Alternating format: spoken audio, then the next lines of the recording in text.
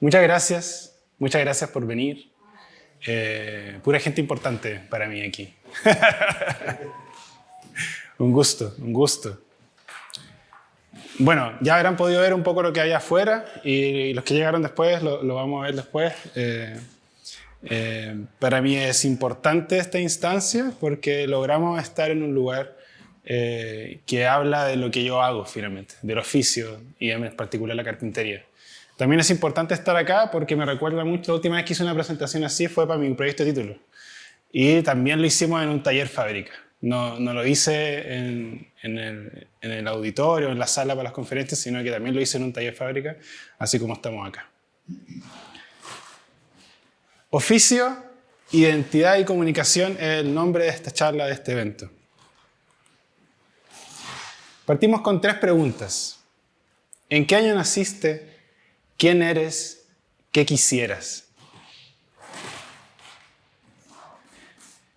Krzysztof Kieślowski, el año 79, hizo este cortometraje en el que le preguntaba a aproximadamente unas 80 personas de 0 a 100 años estas preguntas.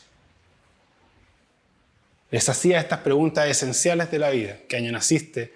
¿Quién eres y qué es lo que quieres? Material como este nos hace reflexionar respecto a eso mismo, como a la profundidad de quiénes somos y qué es lo que venimos a hacer en el mundo finalmente. Muchos de quienes respondieron en este documental reflexionaban respecto a qué es lo que hacían en el mundo. Cuando te preguntan quién eres, tú tiendes a responder con los más pequeños, con características. Soy el chascón, soy el bajito del curso, soy la flaca. Y a medida que vamos avanzando en nuestro desarrollo, esa respuesta se va respondiendo con lo que queremos hacer en el mundo o con lo que hacemos. Soy estudiante, soy colegial, soy universitario, soy filósofo, soy carpintero.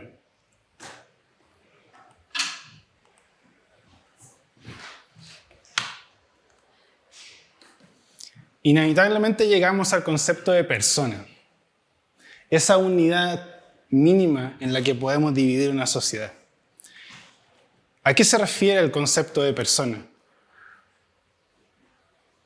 Para mí, el concepto de persona es todo aquello con lo que hacemos ruido en el mundo. En la medida en que tengo mi lugar y puedo hacer el ruido desde ahí y puedo escucharme a mí mismo y puedo hacer que otros me escuchen, me voy sintiendo importante, voy encontrando ese pequeño lugar dentro de una gran sociedad. Por eso el concepto es tan profundo e importante. Por eso es tan importante el documental, porque se hace esa pregunta, ¿cuál es nuestro lugar? Y cómo formamos parte de este mundo. Este es mi padre el año 2010.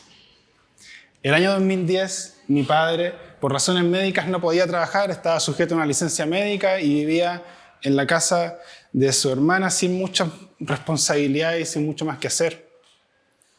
En ese tiempo, poco a poco, mi padre perdía ese concepto de persona, porque no estaba haciendo nada. Estaba ahí en la casa y ayudaba en lo que podía. Hasta que llegó un familiar. Mi papá era conocido porque le gustaban las herramientas y porque trabajaba la madera, el metal, el maestro Chasquilla. Llega un familiar y le pregunta si le podía hacer un bar con unos barriles de vino que había comprado, unos barriles de vino desechados. Y mi papá, sin mucho más que hacer, le dijo, ya, pues, hagámoslo. Partimos haciendo esto, o sea, estos eran los barriles y esto se transformó en esto finalmente. Y eso es lo que detona Roble 220. Así parte Roble 220. Reciclando barriles, haciendo cavas de vino, haciendo maceteros, haciendo objetos decorativos, con todo este material y todo lo que se nos pudiera ocurrir.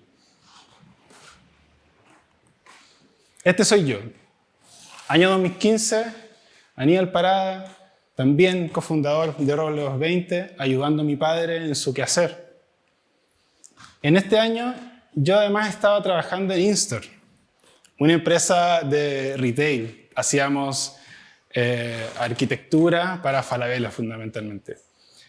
no era el lugar en el que yo me sentía más cómodo. Era una actividad muy repetitiva, los proyectos eran muy express. De hecho, mi gran trabajo quizá ahí fue estandarizar los procesos, finalmente. Estandarizar y sacar estos hornos, estos paneles lo más rápido posible. Y en ese año me tocó incluso hacer Falabella del Mall de Chiloé, esta maravillosa obra arquitectónica. Entonces entenderán el vacío que había en mí en ese momento. También me estaba perdiendo como persona. También estaba siendo parte de un grupo gigante de personas en un computador que solamente repetían y repetían. Hasta que encontré esta imagen. Esta cómoda es de Phone Studio. Esto debe haber sido a fines del año 2015. Encontré esta. Yo no tenía ninguna relación con la mueblería, más que lo que estaba haciendo con mi papá, y siempre la inquietud de desarrollar productos propios. Pero cuando vi esta cómoda, dije, yo de alguna u otra manera tengo que poder hacer eso. No sé cómo, no sé qué es lo que tengo que tener, pero le mandé esta foto a mi papá y le dije, papá, vamos a tener un taller y en algún punto vamos a poder desarrollar un producto como ese, porque ahí hay algo. Fue muy de guata la sensación. Y con esa convicción es que el 2016 arrendamos el taller, el primer taller con mi padre. Un espacio de 4x4 en el que compartíamos en una casa junto con otros mueblistas y así hacíamos lo que podíamos.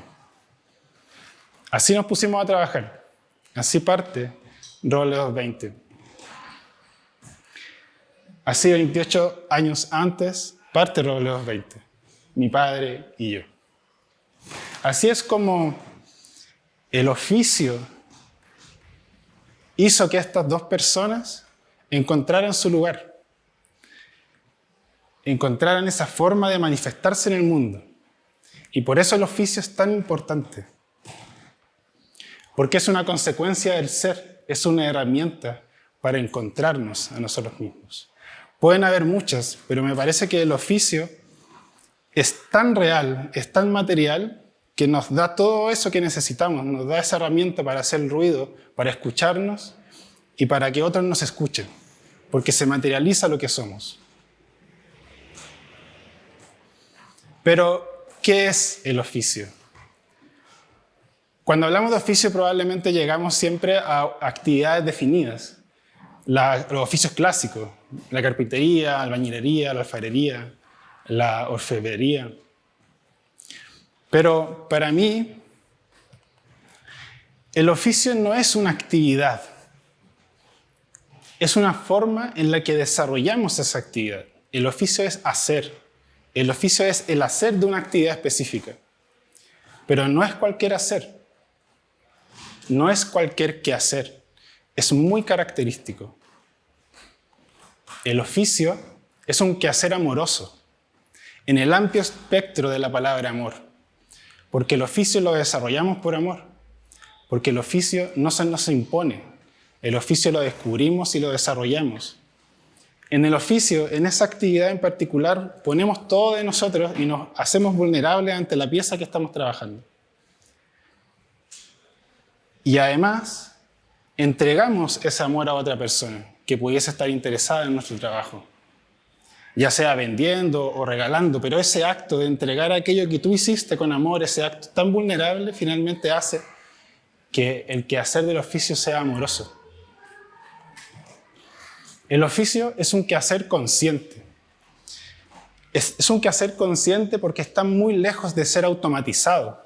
Porque cuando hacemos oficio estamos ahí, en ese lugar presente y consciente de todo lo que estamos haciendo, de los olores, los aromas, los ruidos. Es imposible hacer oficio pensando en otra cosa. O no lo hacemos, o el oficio mismo nos ayuda a no pensar en otra cosa y estar ahí en ese lugar. Por eso es un quehacer consciente. No hay líneas de ensamble, no hay repetición. Es estar ahí y solucionar lo que se nos va dando en el momento. El oficio es un quehacer disciplinado. La palabra disciplina es muy importante porque es la energía que nos da cuando se nos acaba la motivación. Podemos partir con mucha motivación y más de una vez lo hemos hecho. Hemos partido una actividad muy motivados porque nos pareció interesante, porque vimos a otra persona que lo hacía. Pero la motivación, luego que es satisfecha, va desapareciendo, se va apagando. Y ahí es donde la disciplina llega, porque en el oficio, en algún punto, vas a tener que hacer cosas que no quieres hacer o que no te gustan hacer. Hacer la bella terminación que tienen nuestros muebles, el osmo, poner esa cera, para mí no es una actividad agradable, pero sé que con disciplina y sé que al hacerla y poner todo de mí, el resultado es el que importa. Por eso el oficio es un quehacer disciplinado. Y la característica más importante del oficio es un quehacer crítico. El hacer de manera crítica es lo único que nos hace avanzar. Porque cuando hacemos oficio no hay nadie que nos exija. Somos nosotros quienes ponemos esas barreras. Somos nosotros que sabemos que el objeto quedó bien o mal, dónde puede mejorar o qué procesos podríamos hacer distintos. Con una mirada crítica es cuando hacemos innovación. Con una mirada crítica es cuando avanzamos al siguiente paso. Sin la mirada crítica no habríamos podido definitivamente llegar hasta acá con Robo 20, porque siempre nos preguntamos cómo podemos hacer mejor las cosas. Gabriela Mistral escribe el año 27 en su texto Sentidos de Oficio lo siguiente, este es un fragmento. Cuando el artesano se vuelva por su capacidad de creación tanto sesos como puños y corresponda a tal vigor de sus riñones, tal fineza de su pupila, se caerán solo el muro que divide el trabajo en jerarquías y broncero superior igualará a compositor de sinfonía y esmaltador de Copenhague a cirujano de Nueva York. Con esto Gabriela Mistral nos habla de este tipo de quehacer. Nos invita a que como personas de oficio seamos lo más críticos. Nos pone a nosotros la responsabilidad de tener que desarrollar el oficio de la manera más profunda para derribar esas barreras que existen hoy. ¿Por qué un mueblista es menos que un médico? Simplemente porque hemos dejado que así sea. Y nosotros tenemos esa responsabilidad. El año 2016 partimos con nuestro taller y Estantería Enzo fue el primer producto que sacamos. Basado obviamente en el trabajo de Enzo Mari, gran diseñador italiano. De hecho, hay unas piezas por ahí. Cuando sacamos esto dijimos la vamos a romper. Esto ya es el boom y nos va a ir la raja y nada, no vamos a parar de fabricar este tipo de muebles tan nuevos. No resultó, fue un desastre. Fue un desastre en muchos sentidos, porque primero nadie nos compró nada. Hicimos algunas maquetas, trabajamos mucho en eso, le pusimos mucho cariño. Lo que hace Enzo está más desde la improvisación, clavos, martillos. Nosotros pusimos tarugo, hicimos lija, terminaciones. No solo no se vendieron, sino que estábamos partiendo y recibimos los primeros haters. Nos preguntaban, ¿por qué estáis vendiendo eso? Como, ¿por qué esa va a costar 200 lucas, un par de palos? Como, no tiene sentido, lo puedo hacer en mi casa, ¿para qué lo voy a comprar? Fue bien intenso y además nos encontramos con un diseñador chileno que venía desarrollando algo muy parecido. Sebastián Erazo nos escribió y hubo una polémica ahí, nos acusó un poco de plagio. Yo ni lo conocía y yo estaba basándome en Enzo Mari, que lo hizo mucho antes que él mismo. Entonces cuando pasó esto nos preguntamos qué es lo que falló. Porque teníamos el oficio, teníamos la pasión, entendíamos lo que queríamos hacer y con mi papá nos sentíamos como en ese lugar en el mundo. Pues estábamos ahí, estábamos bien con nuestro concepto de persona, estaba todo funcionando. Lo que falló ahí fue el valor percibido de nuestro producto. El valor percibido es aquello que la persona ve de tu producto y evalúa. Dice, ya, ¿podría o no pagar esto por lo que me estás mostrando?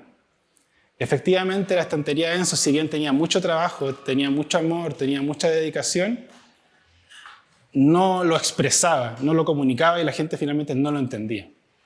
Había un gran problema con el oficio muy distinto a la identidad que estábamos generando. Las personas nos estaban identificando de una manera muy distinta a la que nosotros queríamos que nos identificaran. Había una desconexión completa. ¿Dónde es el primer lugar al que van a buscar cuando necesitan algo que no tienen? ¿Dónde es ese lugar? Necesito algo, ¿dónde voy a buscar? Probablemente lo primero que uno piensa es en Google. Pero no es así. El primer lugar al que vamos a buscar algo es en nuestra memoria. Por eso la memoria está tan relacionada con la identidad. Porque de esa manera la gente se forma una imagen de nosotros a través de la memoria.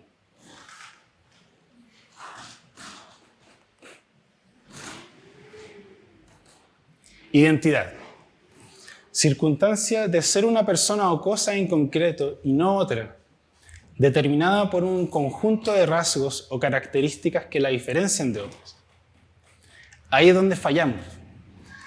No estábamos entendiendo cuál era ese conjunto de rasgos que nos caracterizaban para que quienes nos observaran entendieran lo que estábamos haciendo y por qué lo estábamos haciendo. Entonces ahí estaba la pregunta. Tengo que generar más recordación con mi trabajo. Tengo que hacer que las personas entiendan lo que estoy haciendo. Tengo que hacer que ese objeto exprese el oficio que estoy queriendo desarrollar. Y ahí está la pregunta, la vuelta. ¿Cómo lo hago? ¿Qué es lo que hago? Referentes, diseñadores, ¿cómo lo hacían otros? Y llegó a esta pregunta. El mueble del abuelo. ¿Qué es lo que hace que el mueble del abuelo sea el mueble del abuelo? Cuando yo les digo mueble del abuelo, hay un aroma, ¿no? Hay una percepción, hay una textura que uno tiene en la cabeza, hay una historia.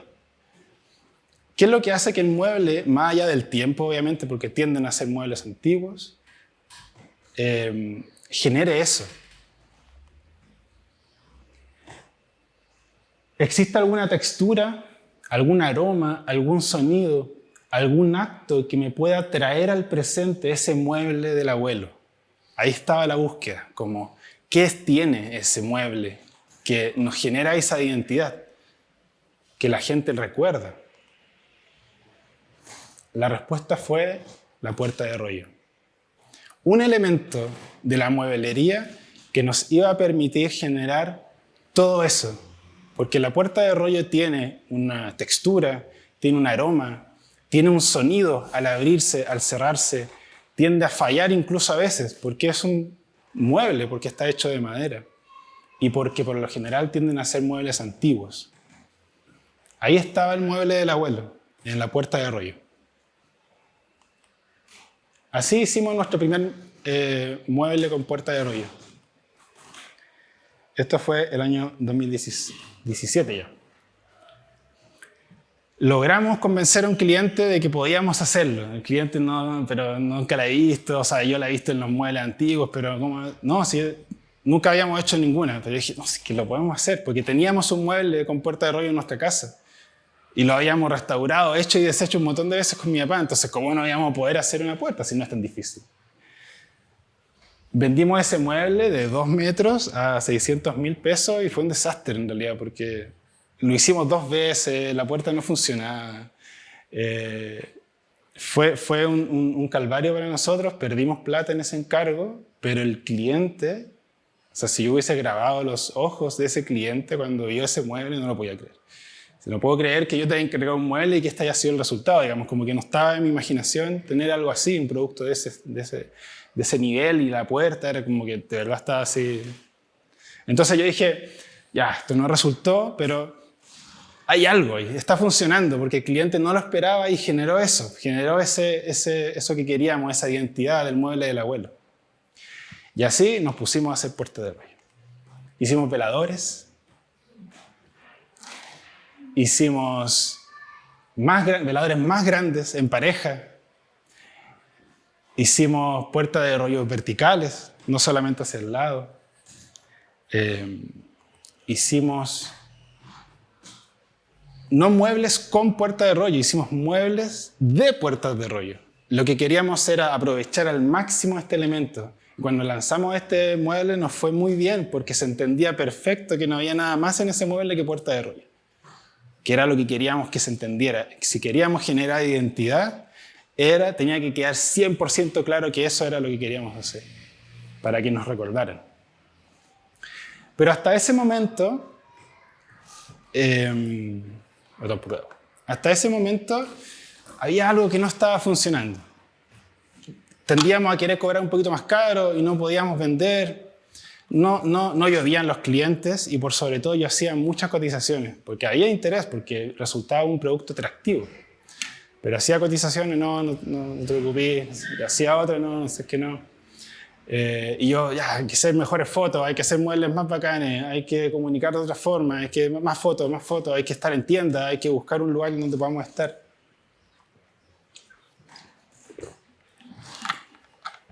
Hasta que llegó un cliente muy particular, Diego, el 2019. Diego, como buen argentino, nos quería conocer. No, sí, yo voy a hacer el mueble, sí, me encanta lo que hacen, vi las fotos y todo, pero yo necesito ir al taller y conocerlo. Entonces fue al taller y teníamos otro mueble muy parecido. Decía, no, si esto es lo que yo necesito, me encanta lo que hacen. Y trabajar con tu papá, oh, qué genial, qué hermoso, qué linda historia. Y estaba él en éxtasis, como en eso como, y me preguntaba cosas, y cómo lo hacen, y por qué lo hacen. Oh, es que increíble, me acuerdo de mi abuelo. Y con las conversaciones que tuvimos con él nos fuimos dando cuenta que había algo que no estábamos comunicando, algo que él vio, que había una historia detrás y estaba fascinado con conocernos a nosotros más allá del mueble.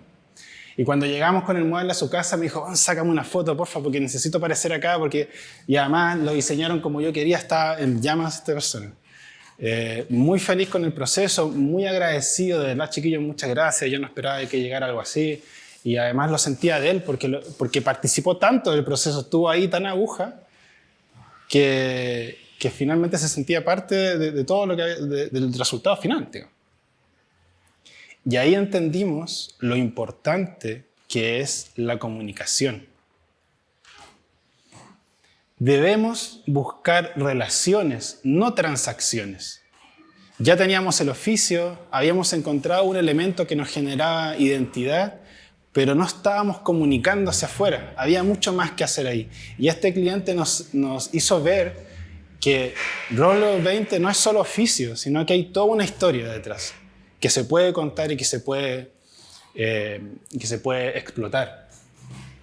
Y en la medida en que fuimos entendiendo que lo que había que hacer en realidad no era vender muebles, sino generar relaciones con las personas que pudiesen estar interesadas, fueron pasando cosas. La comunicación tiene que ser directa con quien necesitas que te escuche. No puedes hablar con un megáfono y salir afuera a ver si es que alguien te pesca. Tienes que construir un mensaje específico para quien quieres que te escuche. Tienes que hablarle a esa persona. Estábamos teniendo muchos problemas con los plazos de entrega y los clientes estaban siendo muy exigentes y hicimos esta publicación. Hola. Somos la espera que vale la alegría. Fue la primera campaña, entre comillas, publicitaria estratégica que dijimos, como yo necesito que me compre gente que entienda que tiene que esperar por su mueble, porque no lo voy a poder hacer más rápido. Necesitaba comunicarme con quienes estuviesen interesados y de acuerdo con esta condición.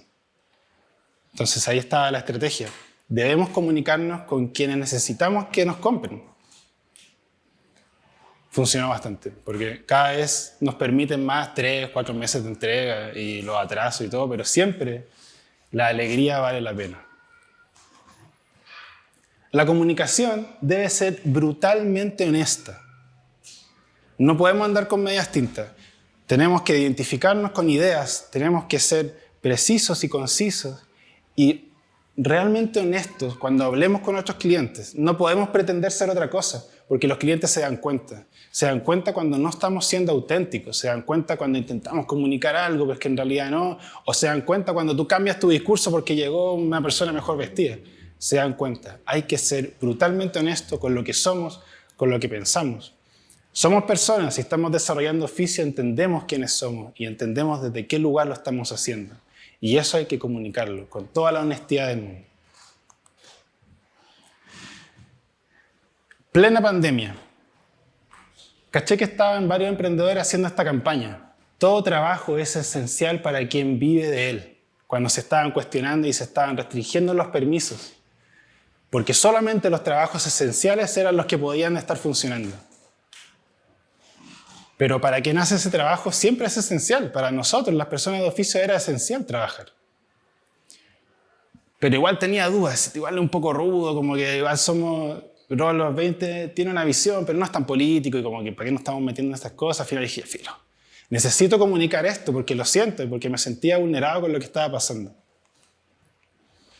Este fue el resultado de esa publicación. 657 me gusta, 110 mensajes, pero 259 compartidos. 259 personas compartieron esta publicación, no sé por qué, pero ser brutalmente honestos con lo que pensamos, con lo que somos, con lo que creemos, hace que la gente conecte contigo.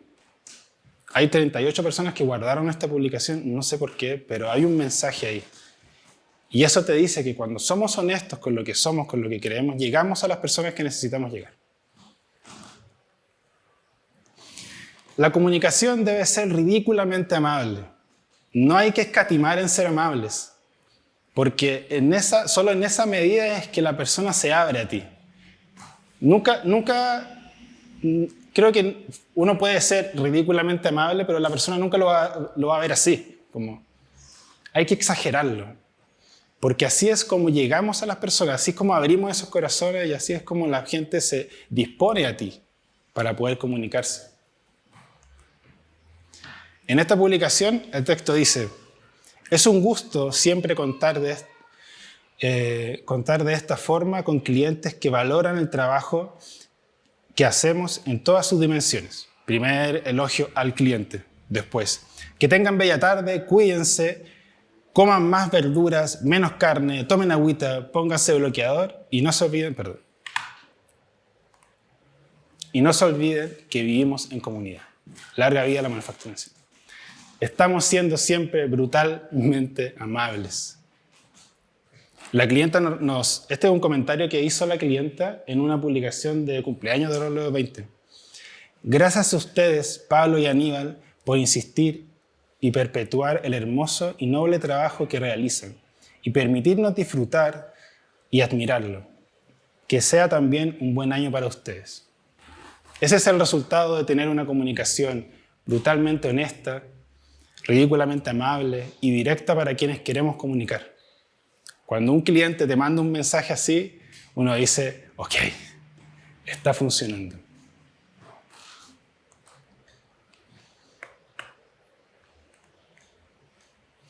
Es importante cuando hacemos comunicación, y ya está en un ámbito más formal, trabajar en tu monólogo de venta. Hoy en día el 75% de los clientes revisan toda la información disponible antes de pensar en comprar o en contactar a un vendedor. Los clientes completan entre el 30 y el 60% del recorrido sin la compañía de un vendedor. El 65% de todas las ventas son digitales. El cliente ya no está dispuesto a preguntar, a hacer el ridículo con alguna pregunta tonta. O sea, tú vas a la tienda a comprar ropa y si te acerca un cliente, uno dice, ¿qué busca? Diga. Uno como que se aleja, ¿no? No, porque lo que queremos hacer hoy, hay tanta información que queremos informarnos antes y queremos tener todo. Suele pasar que los clientes saben más de nuestro propio producto, porque están ahí con toda la información. Entonces, teniendo las estrategias anteriores de cómo comunicar, debemos plasmar ese monólogo de venta en nuestras redes.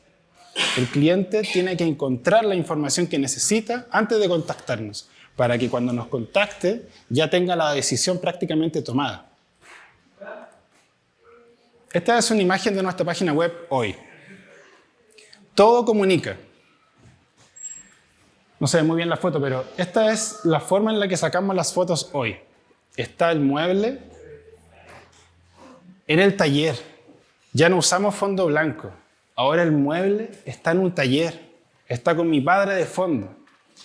Está entre medio de las herramientas, está entre medio del acerrín, porque lo que queremos comunicar es que somos un taller de mueblería. No somos un estudio de diseño, no somos una tienda de muebles. Somos un taller. Y ese mueble maravilloso sale de ese taller. No sale de otro lado. El mueble se llama Aparador Alonso porque Alonso es el primer cliente que nos encargó esta tipología de mueble. Los muebles nuestros tienen nombre porque los nombres conectan con las personas. No se llaman A16, no, se llama Alonso, Carolina. Discusión eterna, publicar o no los precios. Este mueble cuesta 1.990.000 pesos, ni más ni menos. Eso es lo que cuesta. Y el cliente es lo que quiere saber. ¿Para qué lo dejas a la duda? ¿Para que te pregunte? No, porque no te quiere preguntar, quiere saber antes. En la descripción hablamos de la historia de Alonso y por qué nos pidió un mueble con 8 patas. No hablamos de la característica específica de que el mueble pesa 100 kilos y no sé qué. No, el mueble tiene una historia, porque las personas conectan con las historias. Las historias son las que generan recordabilidad, si existe esa palabra. Y obviamente al final dice la información concreta, materiales, las dimensiones y por supuesto el plazo estimado de entrega, 12 semanas. Entonces, hoy en día, cuando un cliente, que no son muchos, me manda un correo porque está interesado en nuestro producto, es un 95% de probabilidades que me compre, porque ya tiene toda la información, porque ya entiende esa identidad que estábamos buscando, porque está en todas partes impregnado nuestro oficio y la manera en la que queremos que el oficio funcione.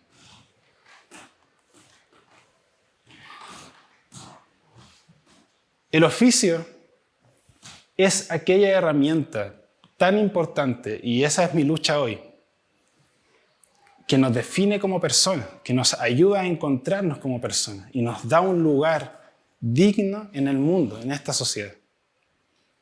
Pero no es suficiente. Si queremos vivir de un oficio, debemos buscar una identidad, debemos trabajar en aquel detalle que hace que nos recuerde a la gente.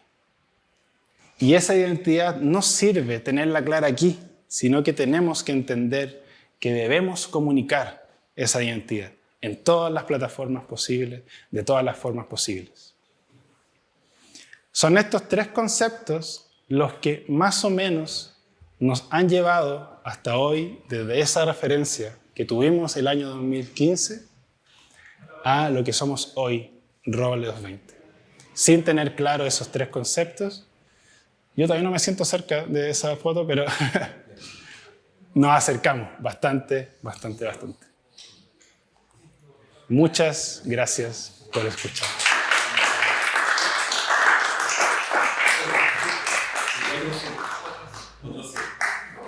Otro 7. Gracias.